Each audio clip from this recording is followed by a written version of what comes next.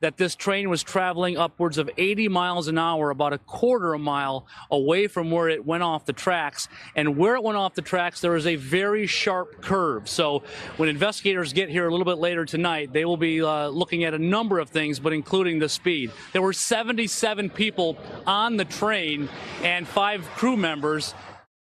All 13 of the 14 train parts, the cars and the engines, came off the tracks. Many of them came on the highway down below.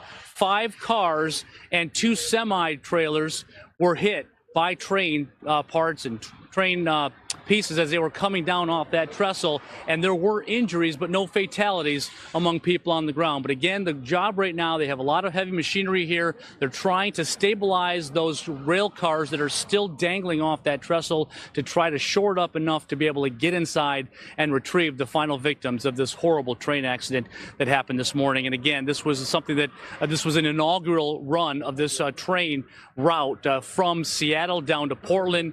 They had this high-speed rail line, and the whole idea was to shave about 15 minutes off of the run from Seattle to Portland.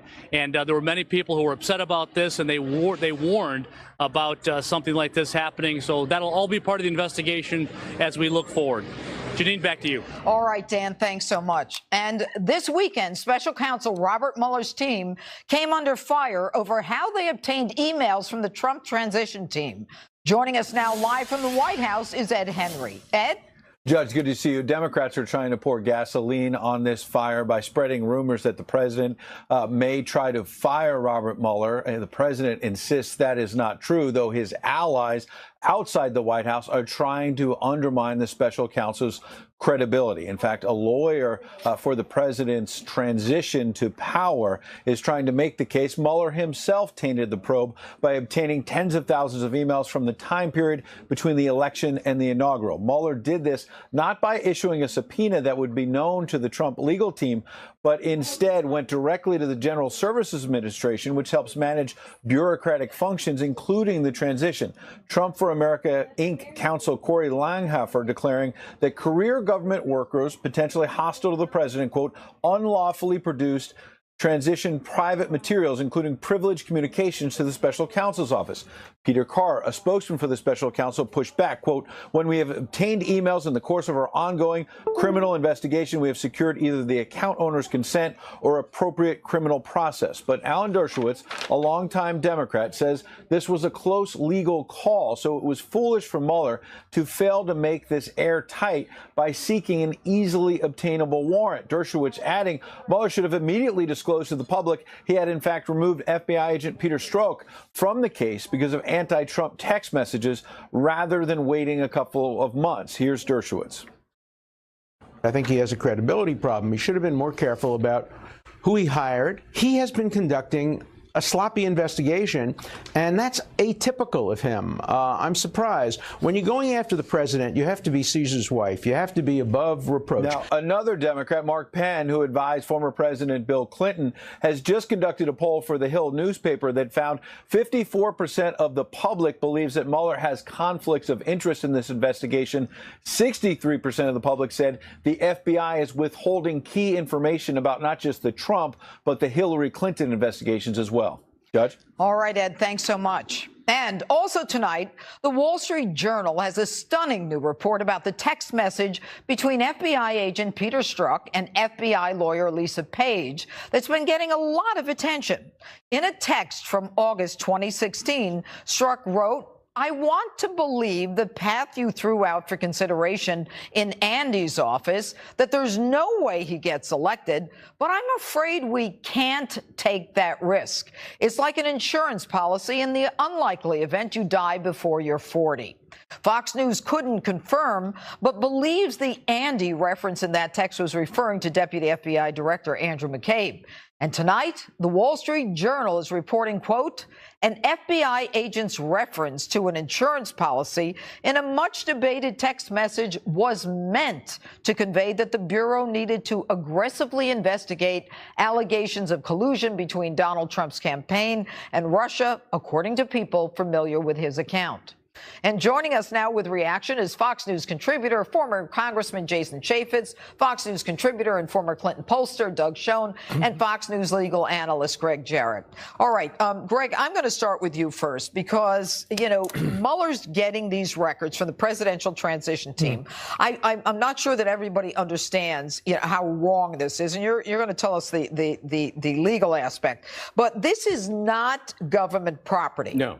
And this includes information that has to do with national security, attorney-client. There is a statute, in fact, that controls how you access this information. Right. An MOU. Tell the viewers. For several reasons, these are private documents. First and foremost, the transition team is organized as a private nonprofit. And the chief records officer of the United States sent a letter to the GSA and all other agencies saying, remember, these are private documents. They're non-government employees, therefore non-government property. And he sent that right before the transition team, or as soon as they got in, to remind everyone, hey, the rules still apply, everyone. So that means legally that Mueller just can't walk into the GSA and hand over these records from a custodian, because the GSA doesn't own the records. The Trump transition team does, and they're private. He has to get either a warrant from a judge or a subpoena for a grand jury. He got neither one of them. Even the GSA admits they handed it over just based on a letter. Now, under the law, that's excluded as evidence under the exclusionary rule, which you know. And if they also receive privileged documents, which the transition team lawyer argues, those lawyers, including Mueller, can be disqualified and removed from the case. Before we get to removing Mueller, any information, it's kind of like fruit of the poisonous tree. It is exactly with the Strzok dossier and Strzok being the affiant and that being used to get a FISA warrant, the allegations, of course, that Strzok was the affiant.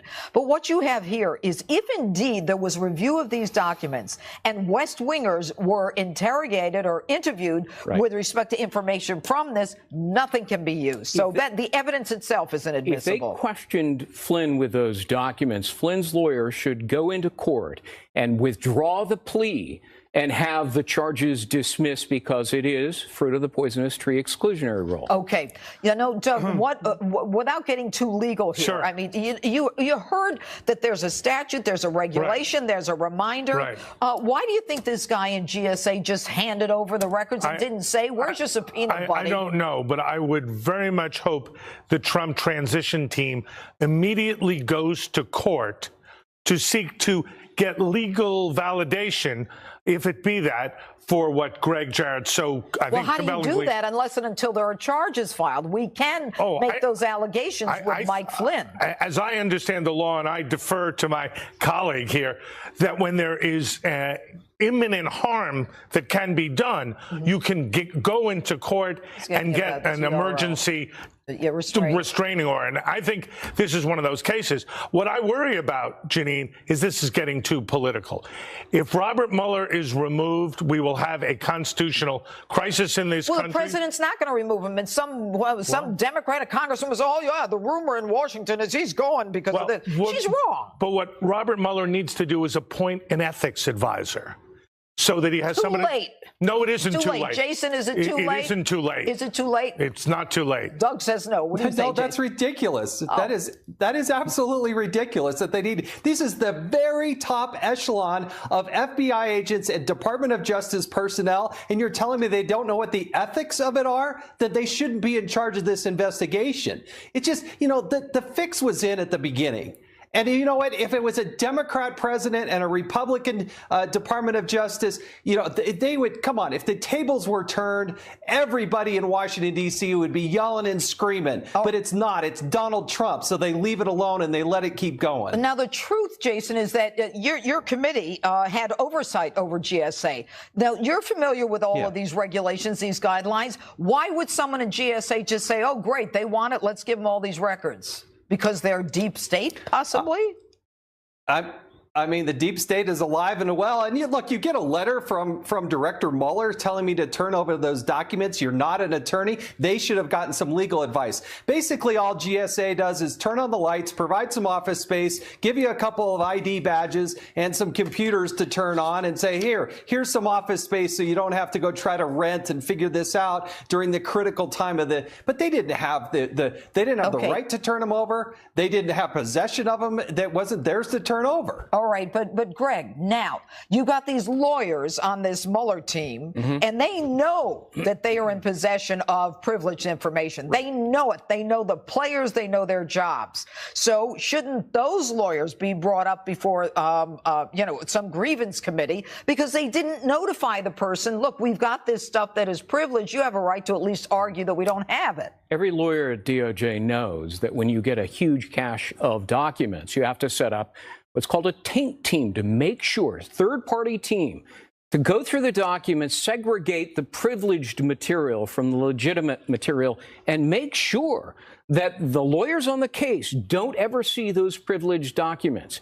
And now, according to the transition team lawyer, the folks at the special counsel's office admitted last Friday in a phone conversation, we didn't set up the taint team. Well, they didn't. And the fact that they had the nerve to go around the law, around the regulations, around the requirements, Doug, it bothers me. It bothers me. And the reason why I recommend somebody like former Supreme Court Justice David Souter, unimpeachable, a Republican, is to get to the bottom of this so that we can go forward with as much confidence as possible. Look, this bothers me too. I'm a Democrat. I'm not a Republican, but I want a fair, transparent investigation. And I'd also, as I've said here on this program, like Hillary Clinton investigated too. We've got a lot to investigate, and we need to get as much credibility as we can in Mueller's investigation. But Jason, at the end of all of this, isn't it about if the president, if you kind of riff or see how he's handling this, he's basically saying,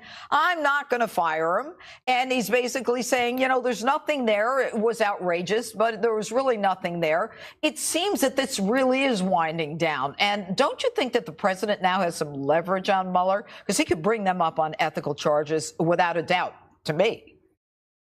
Well, some have suggested that there'd be a second special prosecutor. How's that first one working out? I wouldn't do a second one. I really do believe that it's time for Attorney General Sessions to go. I don't think he's up for the job. Every time I see him, he looks like he's some prisoner. And the whole reason we have a special prosecutor is because we have an Attorney General who can't do his job. And we have deep-seated systemic problems within the Department of Justice. We need a real leader there that's going to take control and root out the deep state and what they're doing, the tentacles that they have. And until that happens, I think this is going to continue on. I really do. But the sad part of it, Jason, is you've got Andrew McCabe, who should have been fired the day Christopher Wray came in, and that Christopher Wray hasn't done it makes me concerned about the new head of the FBI, Christopher Wray. And you've got Rosenstein with all of his conflicts. He's supervising Mueller, who's best friends with Comey, and I could go on and on. This is awful. And you know what? I'll give you 10 seconds, Greg. Wrap it up. Well, I agree that, and I've written many columns saying Jeff Sessions should resign. He's recused himself out of the job. The president clearly wants him to go. Jeff Sessions should do the right thing for the good of the country and good for the Justice Department to quit. Let somebody else come in who can actually do the job. Well, yeah, or who, has prosecutorial instincts. And I would agree. We need a new attorney general. I'd like to get somebody nonpartisan in to strengthen the credibility of the justice system. Janine, whatever side you're on is very, very tainted. I agree with you. I mean, this is not supposed to be this way. Exactly. Politics in the FBI, Correct. The Department of Justice, 64% of Americans think that the FBI is withholding documents? Because they are. We're leading Why? Why? Because we are leading to a constitutional crisis where people do not have confidence in the basic institutions. You know what? It's more than a constitutional crisis. We're at the point where people are about to revolt because they don't have the right to run Washington this way. And that's my final thought. Not that you asked. Coming up, constitutional law professor Alan Dershowitz says Attorney General Jeff Sessions should unrecuse himself. That's interesting. In the Russia investigation. He joins us next. And later, President Trump unveils his America First national security strategy. Former UN Ambassador John Bolton will have reaction. Stay with us. It's good to have you here tonight. Now, you wrote a fascinating article saying that Trump doesn't need to fire Mueller, and you say that there are certain tactics that can be used that are almost better than actually firing him. Talk to us. Well, I learned about this from Red Auerbach, the great coach of the Boston Celtics, who told me one day when we were sitting at a Celtics game that whenever he used to scream at an official and yell at the official, he would always get the next call in his favor. Then I heard the same thing from a baseball player who said when he protested a ball or a strike, he would get the next call. I think that's the tactic that's being used here. You continuously attack Mueller. You bring up every possible issue, whether it be conflict of interest, hiring the wrong people, failing to get a warrant for the emails, using the dossier to get the national security warrant. And Mueller, who's so concerned about his integrity and his reputation, may very well be inclined to lean over backwards to show his fairness and to make a close call in favor of Trump rather than against Trump. So I suspect that's probably what's happening. They're playing the refs, as it's called in sports. Well, you know, aside from the baseball analogies, I mean, you're an attorney. You understand that there are rules, there are guidelines. We were talking about this in the other block. If you have possession of documents as a lawyer that is privileged, it contains privileged information, then you are ethically obligated to at least notify the person whose information you have. And Mueller's team knows all this. Are they playing by the rules, or are they just hurting themselves here? Well, they're claiming that they have these thousands of emails, and they haven't even gone through them yet to determine whether any of them are privileged. They're also taking the position that nothing is privileged because everybody was on notice that this was the possession of the government, the property of the government, not the property of individuals. But that violates core notions of civil liberties. People have reasonable expectations of privacy. Right. They don't expect that their emails to their lawyer or the emails to the future president of the United States, the president-elect, would be looked into without a subpoena or a search warrant. And it was so easy for Mueller to go and get a search warrant. You used to be a judge. You know, you just go to a judge, make any kind of plausible presentation, you get your search warrant. Why not do it? He's been conducting a very sloppy investigation. When you're going after the president, you can't afford to be sloppy because you know that there are going to be people taking advantage of every mistake you make, and he's made too many. And you know, Professor, when you talk about, you know, the .gov and no expectation of privacy, this presidential transition team, there are statutes that apply to them in particular, regulations, memos of understanding. So I can get the, you know, you have no expectation of privacy on certain servers.gov, but this is surrounded by particular legislation and regulations and memos of understanding. I mean, it's outrageous. No. I think it's outrageous. Of course. Okay. Well, let me tell you the hypocrisy. You have people on the other side making the following two arguments. Number one, they say that, of course, there can't be any privilege because he wasn't a government official. He wasn't the president yet, so there can't be executive privilege. On the other hand, they say they were public officials for purposes of being able to get the emails. You can't have it both ways. You have to pick a theory, and they're inconsistent. Well, you have to pick a theory, but, you know, in addition to that, I think what we've seen with Mueller is with this whole thing with Peter Strzok and, you know, the woman with whom he was having the affair, Lisa Page, who worked for the FBI.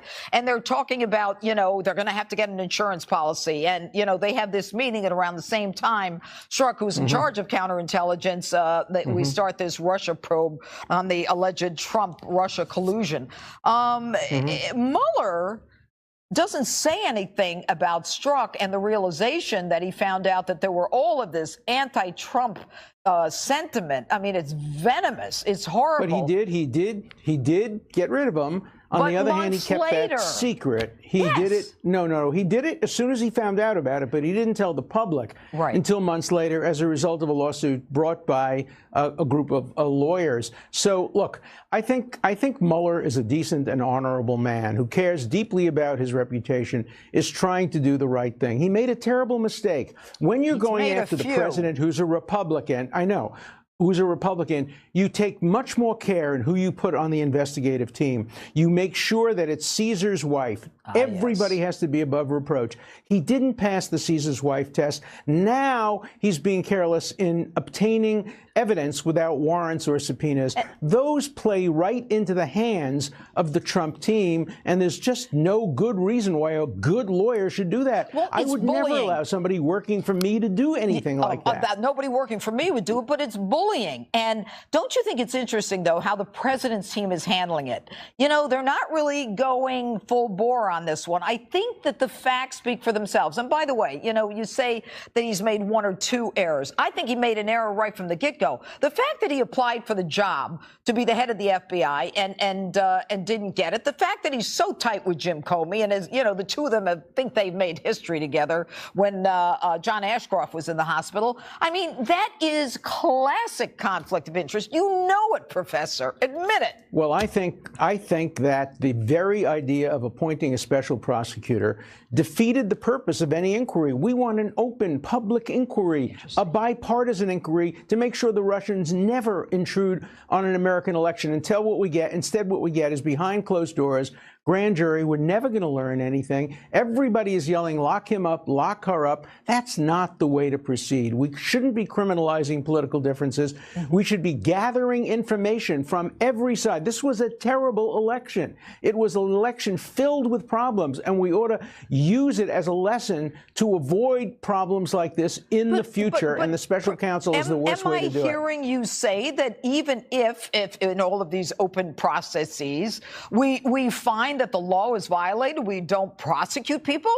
No, if you use the criminal law last, not first. When you appoint a special counsel, what you're saying is, we know there were crimes committed. Now let's find out what crimes they were. Stalin talking to Lavrenti Beria, and Beria saying, show me the man and I'll find you the crime. Yes. That's not the way America should work.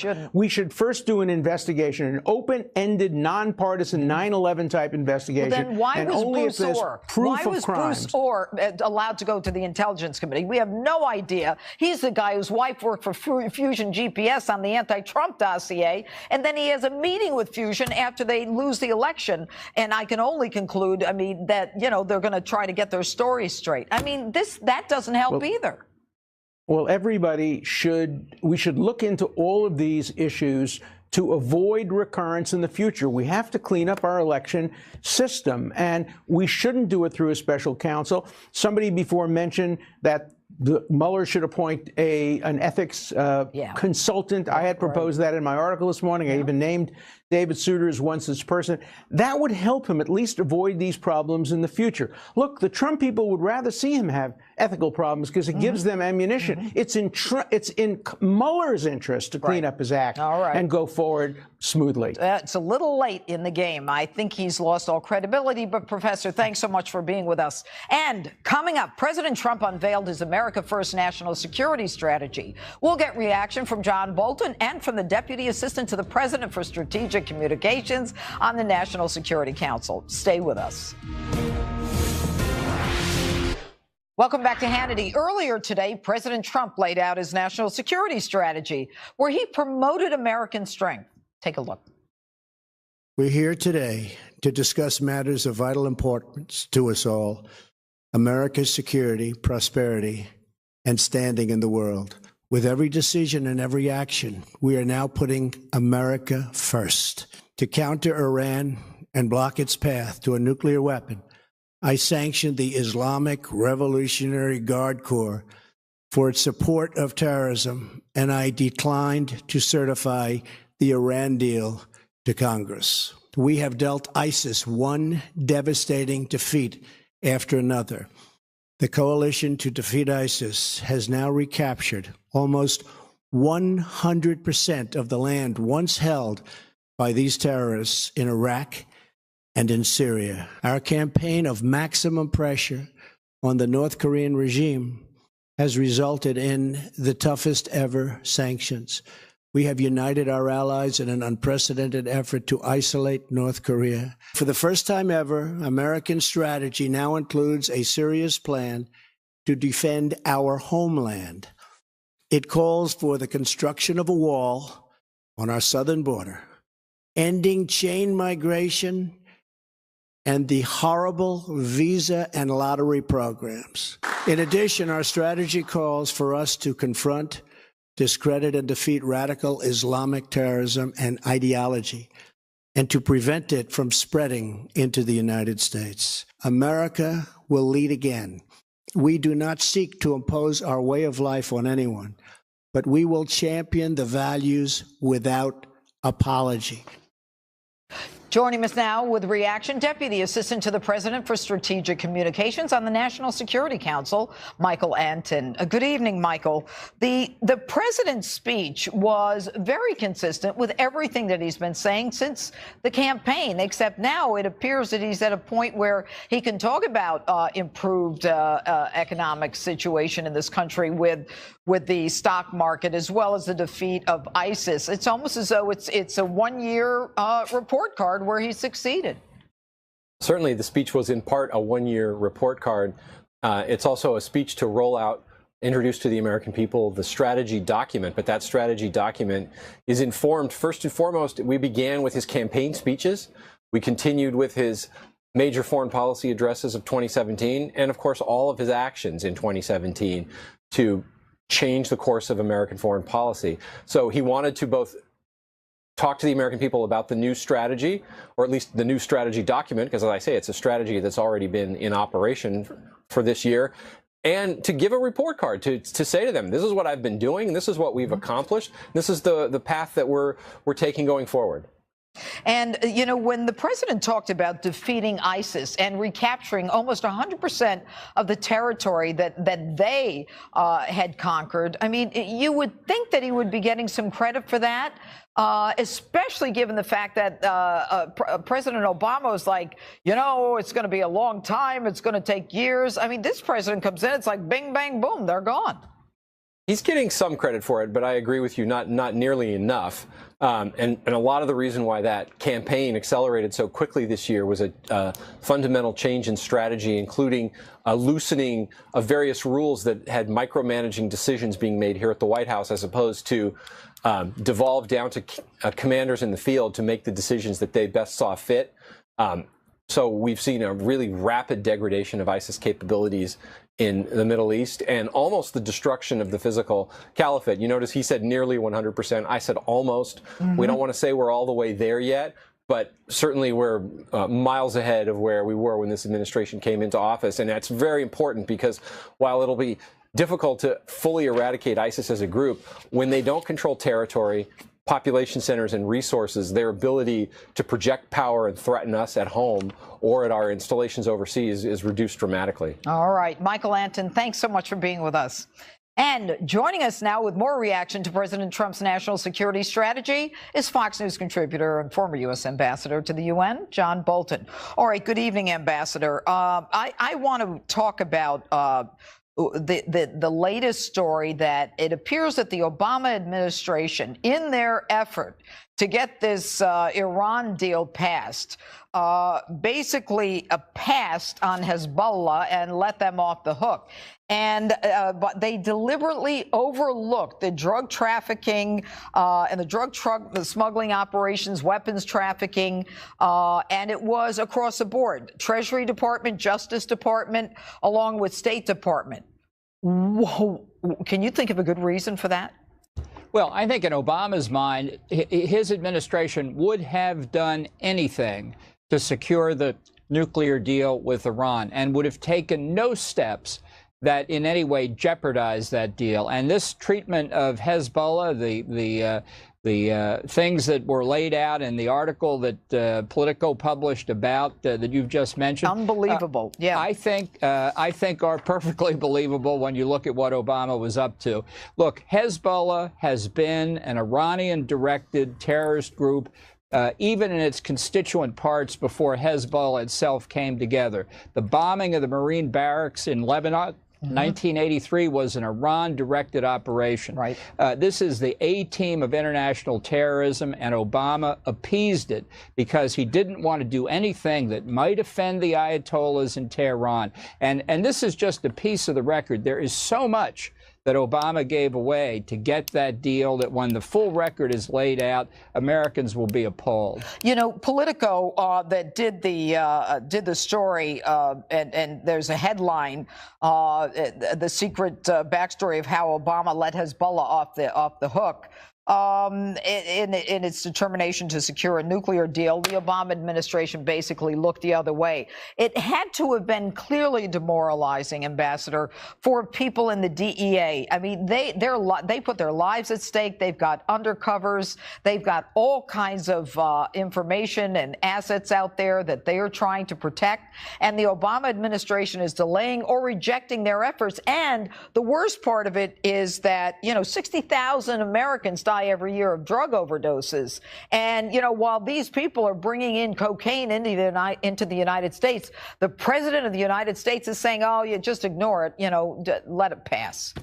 Yeah, as I say, whatever made the Iranian regime happy, Barack Obama was prepared to do. So this is, as you're pointing out very graphically, sacrificing key American interests in order to make the Iranians happier to come to this deal. There wasn't anything Obama wasn't prepared to give away, and he came very close to giving away the entire story. This deal was made in heaven for the Iranians. Obama was happy to solve it because fundamentally he didn't think that they were the problem. He thought once he could show that America didn't have a hostile intent, that the Ayatollahs would join the civilized world and everything would be happy. Since they signed the deal in the summer of 2015, that has not happened. His premises were wrong. His negotiation was bad. This deal is terrible. And I hope the next demonstration of the America First strategy we see is the president rejecting the deal in its entirety. Well, and that certainly is a possibility. But, it really is amazing, Ambassador, that Obama, President Obama, just laid back when it came to everything. I mean, I will never forget the prayer breakfast, that first national prayer breakfast, and I don't recall who had just had their head cut off. And, the president comes out and says, well, you Christians, it's, get off your high horses, really your turn. I mean, he laid back for everybody. But, there've got to be Americans out there whose kids died at about that time from overdoses, who have to be infuriated. And, we talk about blood on the president's hands. I mean, this is a lot. The nexus is a lot clearer here. But I want to talk about someone else now, and I'm going to ask that they put the sound on Clapper in his criticism of President Trump goes so far as to try to show how Vladimir Putin is using the president as an asset. Take a listen. I think this past weekend is illustrative of what a great case officer Vladimir Putin is. He knows how to handle an asset, and that's what he's doing with the president. You're saying that Russia is handling President Trump as an asset? That seems to be that's the appearance to me. What's so amazing? I mean, the backstory here is that the CIA was in a position to give intel to Russia and to whether Putin or his people regarding an attack on a Christian church or a Greek Orthodox church, Russian Orthodox, in Russia, in St. Petersburg, I believe.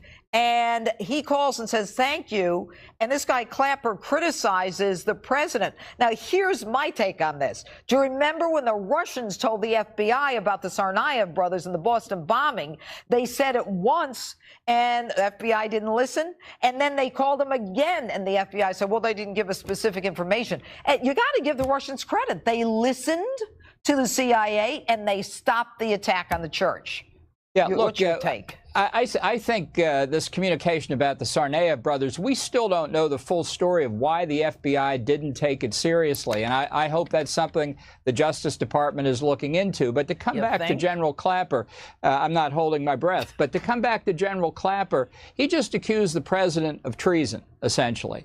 He's saying that he's a witting Russian agent. And, if he's got evidence for that, I'd like to hear it. This paranoia really is causing enormous negative consequences for our democratic institutions. And to go back to your earlier discussion about the independent counsel, unless there's evidence of collusion, of which we have seen none so far, I really think there's got to be a way to draw this investigation on that score to an end, and really to narrow Mueller's, the dimensions of Mueller's probe. It's a real danger of these independent counsels. Right. They're out of control. Right. They're not supervised. He in particular. It's dangerous. Unethical at the same time.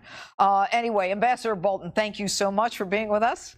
Glad to be with you. All right, and coming up, more reaction to President Trump's major America First national security speech. Dan Bongino and Jessica Tarlov are next. Stay with us.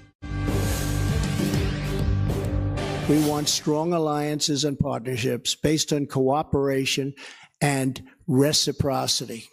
We will make new partnerships with those who share our goals and make common interests into a common cause. With this strategy, we are calling for a great reawakening of America, a resurgence of confidence, and a rebirth of patriotism, prosperity, and pride. And we are returning to the wisdom of our founders. Welcome back to Hannity. That was more of President Trump's national security speech from earlier today.